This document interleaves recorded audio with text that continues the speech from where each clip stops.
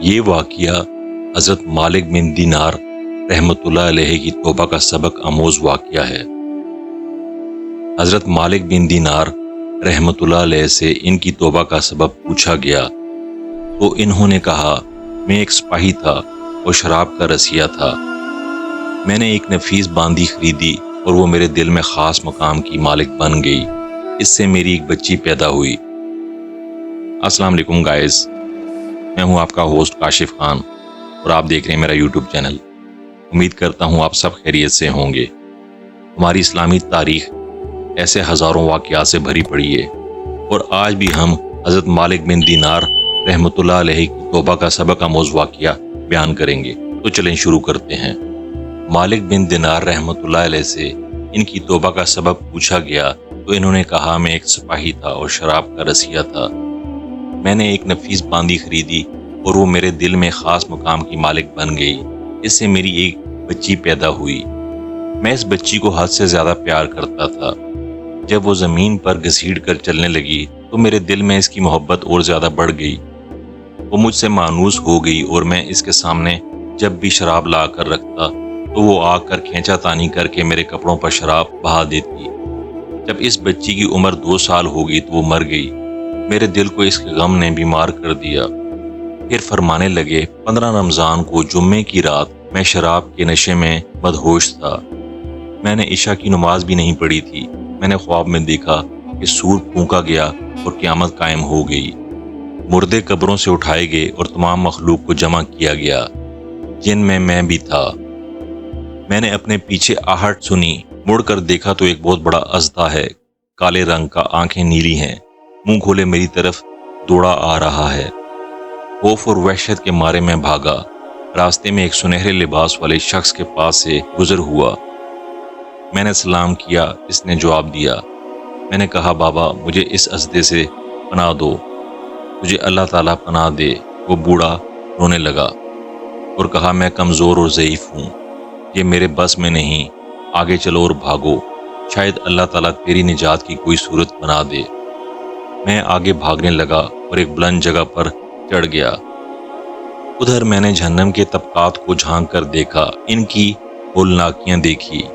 قریب تھا کہ اژدھے کے خوف سے میں ان میں گر جاتا۔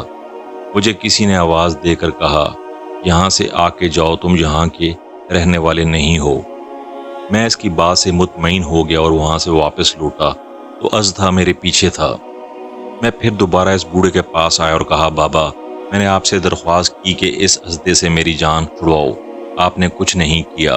وہ بوڑھا پھر رونے لگا اور کہا، میں ناتواں ہوں، البتہ تم اس پہاڑی کے پاس جاؤ جہاں مسلمانوں کی امانتیں ہیں، اگر تمہاری کوئی امانت ہو تو وہ تمہاری مدد کرے گی۔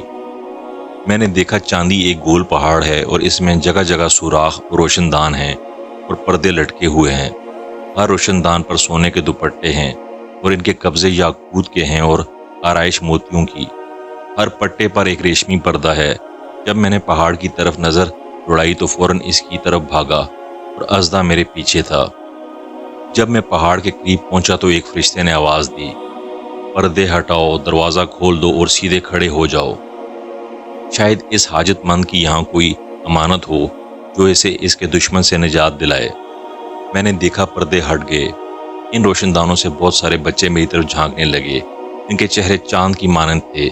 اس دوران اژدھا بھی میرے قریب پہنچ چکا تھا۔ میں اس وقت حیران رہ گیا جب ان میں سے ایک بچے نے چلا کر کہا، سب آؤ، اس کا دشمن اس کے قریب آ گیا۔ چنانچہ وہ جوک در جوک کھڑے ہو کر جھانکنے لگے۔ اچانک میری وہ بچی جو مر چکی تھی وہ بھی ان کے ساتھ جھانک رہی ہے۔ جب اس نے مجھے دیکھا تو رونے لگی اور کہا، بھائی یہ تو میرا باپ ہے۔ پھر اس نے نور کے جھرمٹ میں تیر کی تیزی کے ساتھ چھلانگ لگائی اور میرے سامنے آ کر کھڑی ہو گئی۔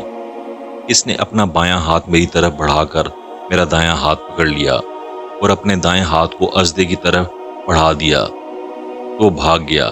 پھر اس نے مجھے بٹھایا اور میری گود میں بیٹھ گئی اور اپنے دائیں ہاتھ سے میری داڑھی پکڑ کر کہا، اے ابا جان، کیا مومنوں کے لیے وہ وقت نہیں آیا کہ ان کے دل اللہ کے ذکر کے لیے جھک جائیں؟ سورہ حدید۔ میں رونے لگا اور کہا، اے بیٹی تم لوگ بھی قرآن کو جانتے ہو؟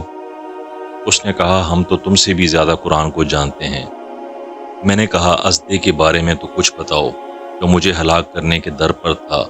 اس نے کہا وہ تیرا ہر عمل ہے جس کو تو نے طاقتور بنایا اور وہ تجھے جہنم کی آگ میں ڈبونا چاہتا ہے۔ میں نے کہا اس بوڑھے کے بارے میں بتاؤ جو راستے میں ملا، جسے تو نے اتنا کمزور کر دیا کہ اب وہ برے عمل کا مقابلہ نہیں کر سکتا۔ میں نے کہا اے بیٹی تم اس پہاڑ میں کیا کرتی ہو؟ اس نے کہا ہم سب مسلمانوں کے بچے ہیں، ہم یہاں قیامت تک رہیں گے، تمہارے انتظار میں ہیں، جب تم آؤ گے تو ہم تمہاری سفارش کریں گے۔ مالک بن دینار رحمۃ اللہ علیہ فرماتے ہیں میں گھبرا کر اٹھا اور اٹھ کر شراب چھوڑ دی اور اس کے جتنے بھی برتن تھے سارے توڑ ڈالے اور اللہ تعالیٰ سے توبہ کی اور پھر فرمایا یہ خواب میری توبہ کا سبب بنا۔ حاصل معلوم ہوا کہ اولاد اگر بچپن میں فوت ہو جائے تو مایوس نہیں ہونا چاہیے، بلکہ اللہ کی مرضی پر راضی رہنا چاہیے، کیونکہ یہی نابالغ اولاد آخرت میں کام آنے والی ہے، جیسا کہ اس واقعے سے سبق ملتا ہے۔ اللہ تعالی ہم سب کو عمل کرنے کی توفیق عطا فرمائے، آمین ثم آمین یا رب العالمین۔ تو دوستو کیسا لگا آپ کو آج کا ہمارا یہ اسلامک عنوان؟ ایسے ہی ہمارے ساتھ جڑے رہیں، میرے چینل کو سبسکرائب کریں، لائک کریں، شیئر کریں اور کمنٹ کریں، اور کمنٹ سیکشن میں جا کے اپنی آرا ضرور دیں کہ آپ کو کس قسم کے عنوان پسند ہیں۔ Thank you so much.